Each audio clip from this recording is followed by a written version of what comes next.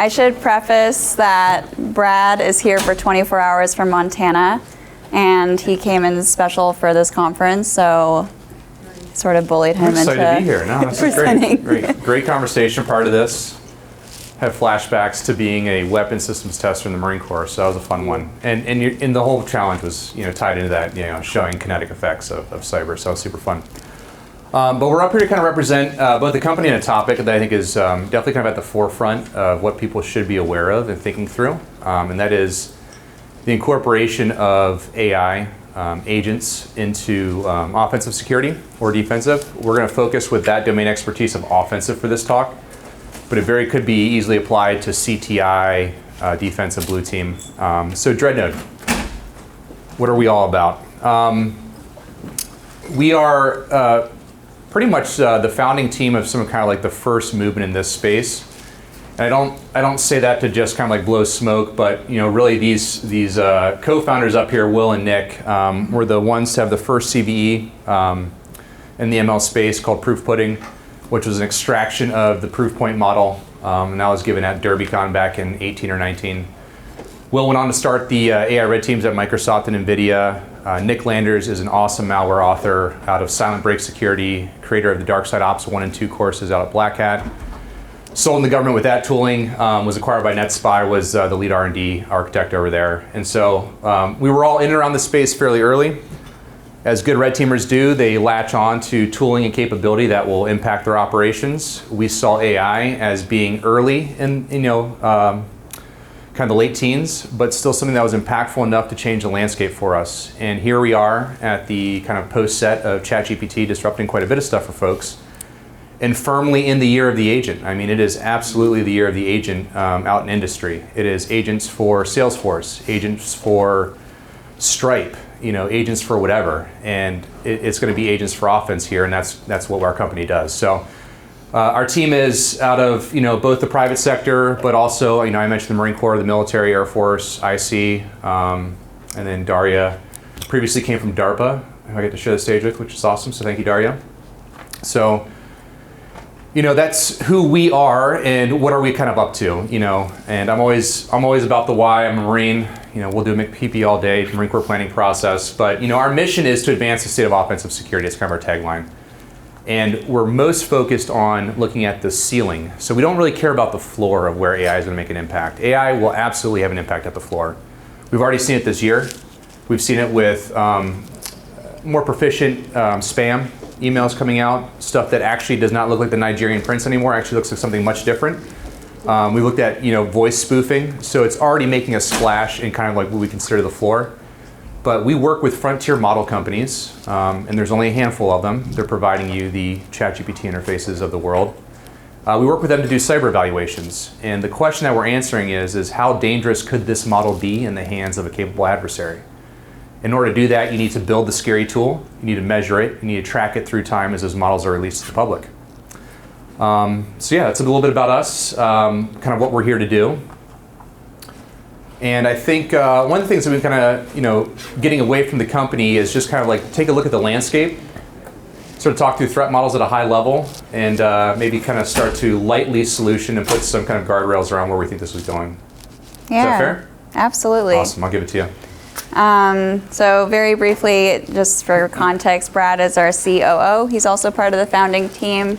Dreadnode is headquartered in Utah, and then we're scattered everywhere for various reasons. But I'm our head of policy. I'm not an engineer, so if there are any engineers in the room, I apologize in advance. I like to simplify concepts, but that does not diminish the importance of details, and you're welcome to push back on anything I have to say.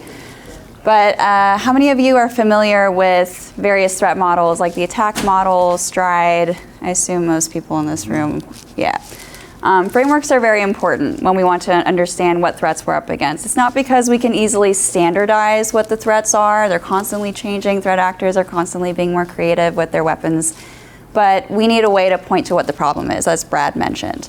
From a policy level, this is particularly important because when we look at legislative solutions, we need to be able to identify where is the money going, which agency or which department will take care of this problem, and how do you split this out and delegate the work across all branches. One consistent theme that I think we've all identified amongst security practitioners is this community bears the brunt of what's happening on the front lines. Security engineers, researchers are at the front lines every day of cyber warfare, cyber attacks, and we don't have the appropriate lexicon to describe what norms of behavior exist in this domain. We can't really socialize it outside because beyond concepts of deterrence, for example, we don't have norms the same way we would in kinetic warfare. So this is a problem, and it's handicapping us in a lot of ways, especially when it comes to legislative support. I like to point to the threat landscape and various models because it's a good way to identify where the problems are and get your congressional representatives also to pay attention. So when we look at some of these, spoofing, tampering, repudiation, Dreadnode tackles these from research angles and from operational perspectives as well. There are a couple examples of deep fakes that you've probably seen where I think there was a CFO who was impersonated and threat actors garnered like $20 million or so out of the attack. That's really not that much and compared to what other breaches and attacks tend to exfiltrate financially. And I did some quick rundown of the average cost of a data breach, for example, which is usually at the hand of a human error. We have pipelines to address vulnerability exploitation points or phishing schemes and things like that, but if you click on the wrong email or you don't update your browser in time, that doesn't really help with the pipeline security. So how do we automate some of these processes? But generally, we end up spending billions of dollars every day as an industry, probably more, just taking care of these attacks after the fact.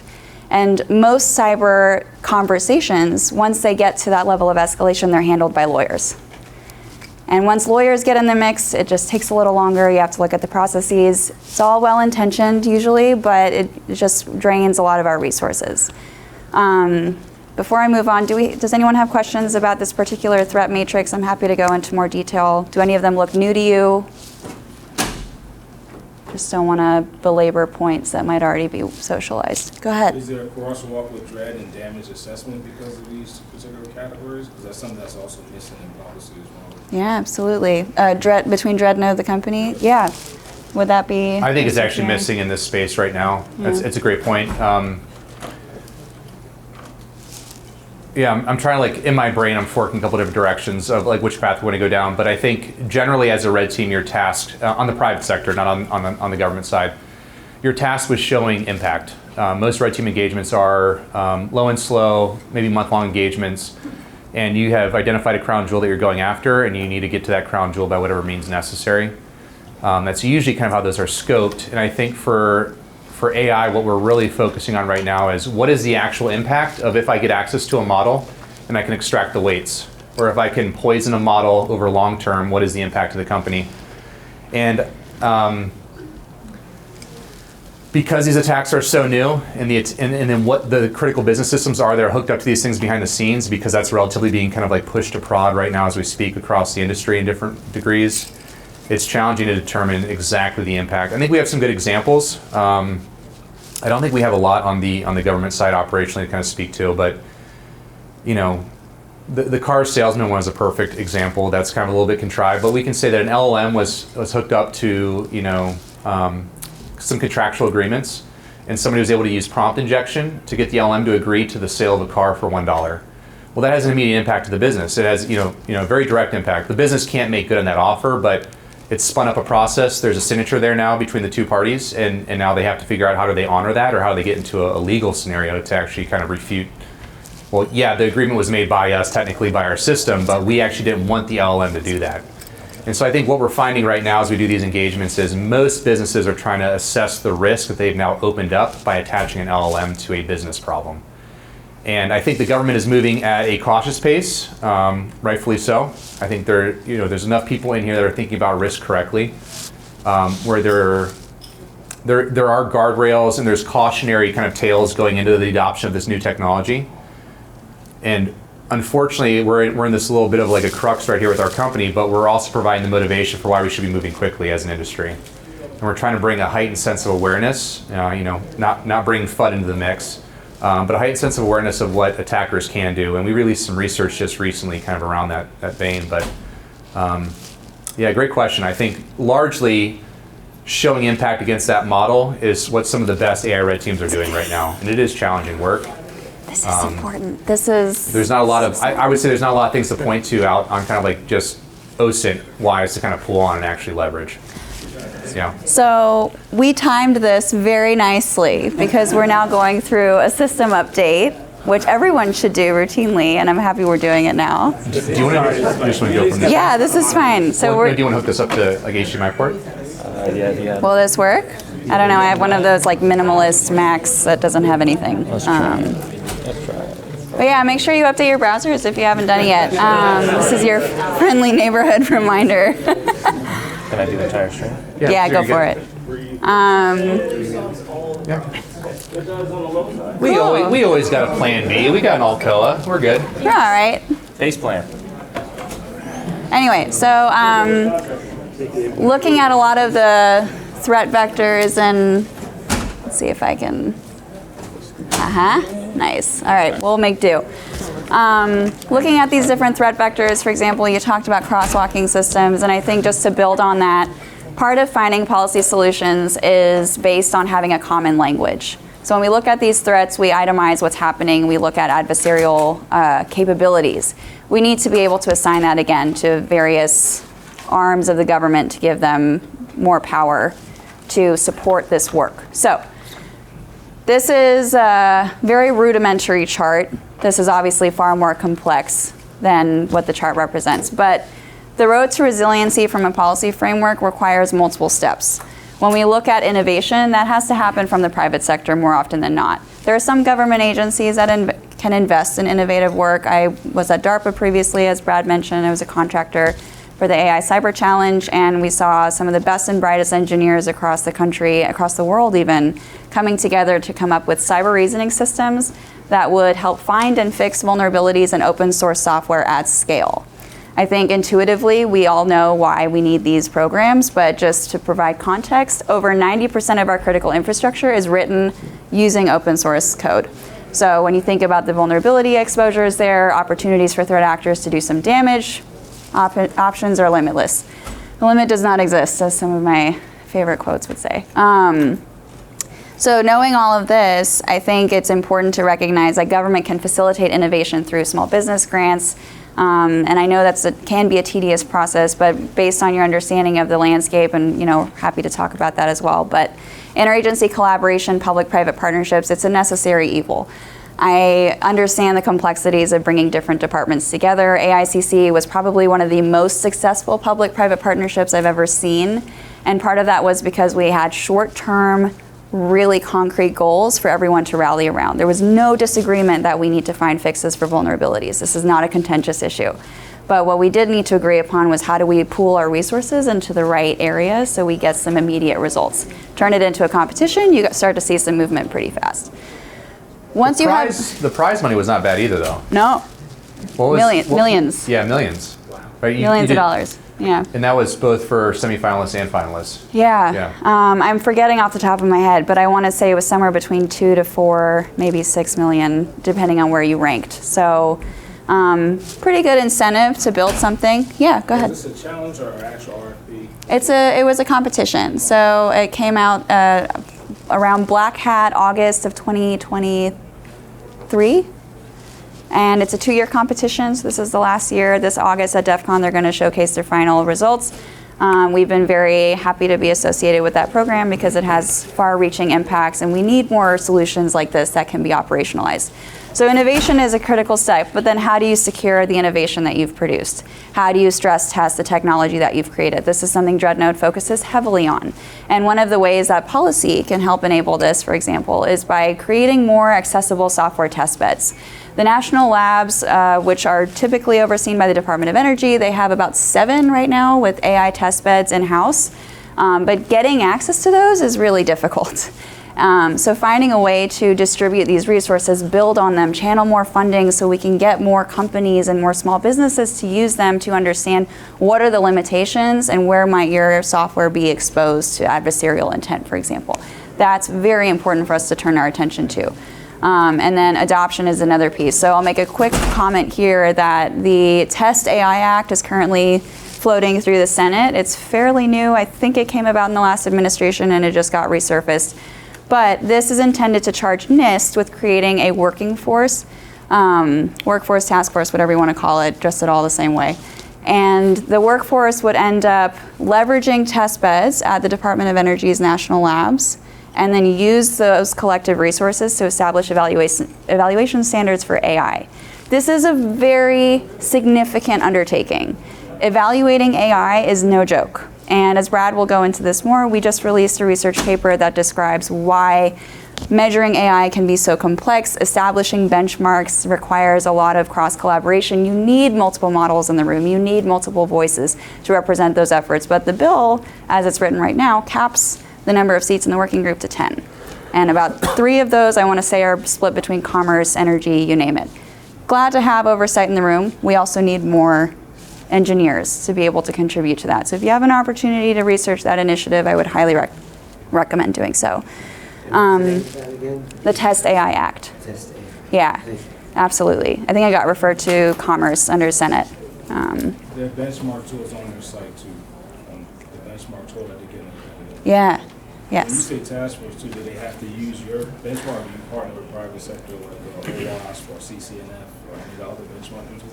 When you say we, you mean Dreadnode? Yes. Because we're not Test AI Act people, I'm just speaking as an example. Just to clarify, I don't want to get any calls later, but Brad? Yeah, we actually have some of our in-house researchers are kind of the founding team of the OWASP AI framework. We do a ton with OWASP, yeah. So we have our tentacles in throughout the community, tight with MITRE team. So, you know, their threat model that they have, which is Atlas, there we go, Atlas, MITRE Atlas. Yeah. Yeah, I think it's important to be aware of those. Certainly our red teaming solution that we've kind of come to market with is bucketized within like the OWASP categories, the MITRE categories, as you would expect a breach and attack simulation tool to probably do, like mapping to TTPs that it tests. So I think it is very important. You know, I heard kind of this lexicon talk in this last one, but I think shared lexicon is very important for our industry. And so I appreciate what those standards can do. But I would say that those standards are probably a good starting point, and we have quite a ways to go. Yeah. They only do so much, but it's super helpful for the space. So yeah, short answer is yes, very involved with those groups. Yep. And this speaks to the point where we need to have more of those collaborations. I think we can't pursue this research in a vacuum. It just won't go as far. I know having more meetings, more conversations is always difficult because we're all way too busy for our own good. But facilitating those working groups can have really far-reaching impacts. I'll breeze through the next 2. Adoption and optimization, I think, speak for themselves. Finding a way to integrate solutions into government usually requires a procurement forcing mechanism. So if OMB were to put out a federal procurement requirement stating you need to comply with XYZ rules, such as meet these evaluation standards before you bring AI into your house or our house, then that would force a lot of industry producers. Yes? But the problem, and maybe from a policy standpoint, Sure. we can help with this, we don't need another FedRAMP where it's a pay-to-play. Absolutely. Those who can meet those AI thresholds because they pay the money for it are the only ones allowed to be in the government space. Sure. Really inhibits innovation. This is where open source software can play a critical role too, though, in just mass producing some of these evaluation standards and making sure that we're not just only focusing on proprietary models. If that's where my current concern is, because I think most of the voices in the room are proprietary models, and that's great. They're doing a lot of wonderful research, and we do need their representation, and we need more from the open source small businesses. Right, but when we have a small business and we say, okay, you have to have your model certified or Yeah. Sure. accredited under this program, if that program costs more than the contract, they're not going to pay to play. Right. You must have been like looking at internal chats recently. I don't know. Maybe you're snooping around our network. Totally. Yeah, I like, you know, so we're a small team. We're 20 people. We're a Series A startup that wants to be mission focused. The most strategic direction that we could do to do that for the government, because of these cost prohibitive items, is like working through AQTEL. And so I think you might be familiar with like their construct of how they source innovative technology to map it to mission partners. But you know, if there weren't opportunities like that, I think we'd be in trouble to try and like actually address the groups that we want to, the mission partners we want to. So I think to your point, more opportunities to have direct lines of communication into solving a need is impactful. But I think what we understand, AQTEL is a broker. for I have a requirement and I really don't get to talk to that person directly all that often. And so I need to represent that customer on behalf of that community they represent. So I think the nature of the business is a little bit challenging, but I understand your point completely. That's great to mirror up the small business with the need. Yeah. The thing is, if the government The cost, does absolutely. another No, you're right. FedRAMP mandate Yeah. for AI, Yeah. we're gonna drive small business out because it can't afford to go through the certification process. This is where Agreed. investment opportunities, though I mentioned investing in innovation, like this would come with the price. I think government would acknowledge that we need these security standards and that we can't expect everyone to foot the bill on their own.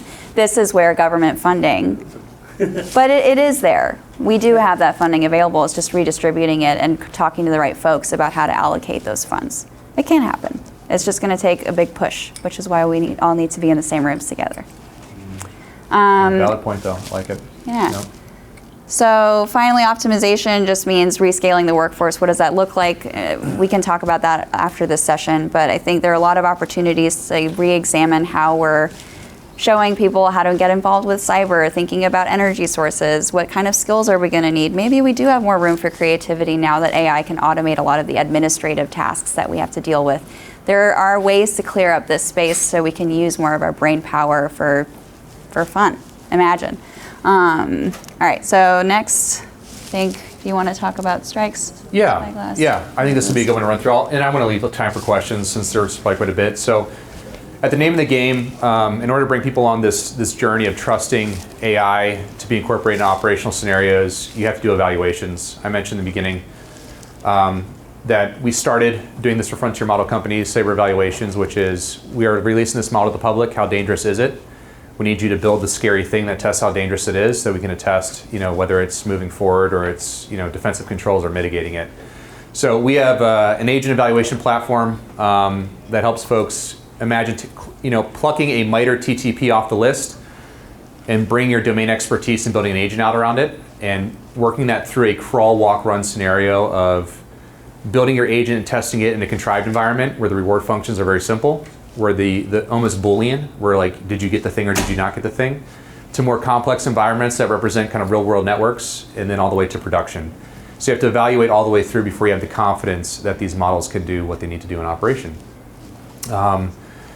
I talked about AI red teaming a little bit. There's two flavors of offensive AI that we talk about. One is attacking models, AI red teaming. The other is attacking with models or agentic uplift. Both flavors are important to us. Both need upskilling, which brings me into my last point here is, our digital calling card for the community was Crucible, which is a CTF platform that's free to the public. It has 80 or so challenges that have been built out over the past 5 years. They were used in Kaggle competitions, which is something that Google has put on for a long time, which is very popular in the data science community. And I think our head of data science was here but left. He's a Cal Grandmaster 3 times over. Oh, there he is, Rob. Thank you, Rob. Rock star on the data science side. But we're really trying to merge these two Venn diagrams of the data science community and the cybersecurity, specifically the offensive community, because data science is not necessarily inherent in our offensive operations community. They might have a little bit of background on it, but Rob training models, for the NFL or for banks or for hotels is very different than what we ask of our offensive operators. And then building scripts on the offensive side to do some task is very different than tasking agents with an objective and then making sure the agents perform it correctly. So it's a unique space. Learning does need to occur. We've attempted to try and upskill in the best way that we can as a startup, which is kind of through the classic CTF framework. And that's kind of like one of our givebacks. And then lastly, maybe just an interesting kind of call to action here is, from our CTF platform, we have years of humans competing in platform and solving solutions. So we have essentially a human benchmark of what it takes to complete this model CTF. We then built a AI red team agent. We unleashed it on the CTF environment. We gave it essentially the same construct as the humans has, which is this agent has access to a Jupyter kernel or a Jupyter notebook. Here are the directions to begin interacting with the CTF challenge, and that's it, go solve the challenge. And an anecdote to pull out of there is one of our challenges called Turtle. Only one team was able to solve it over a prolonged period. And then Claude, one of the model frameworks from Anthropic, was able to solve it in, let's say 30 seconds with a new technique that we had not seen before. So there's a massive X factor associated with Claude can 10X or 100X your capability within this specific domain.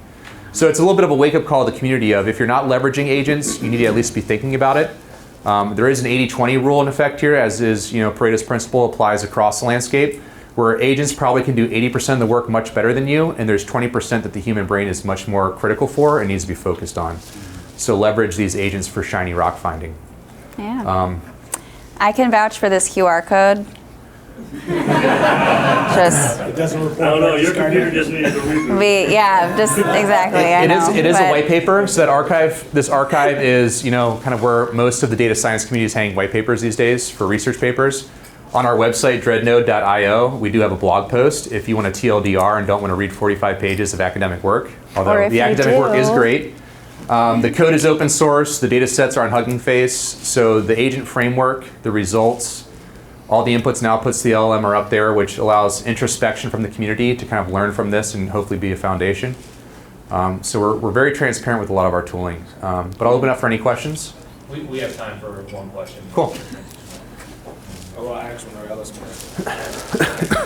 We could come to our booth after Yeah, too we if are you at have the more booth, too, if you- questions. if And you- Rob is one of the co-authors on the paper, so if you have questions about it, he's your guy.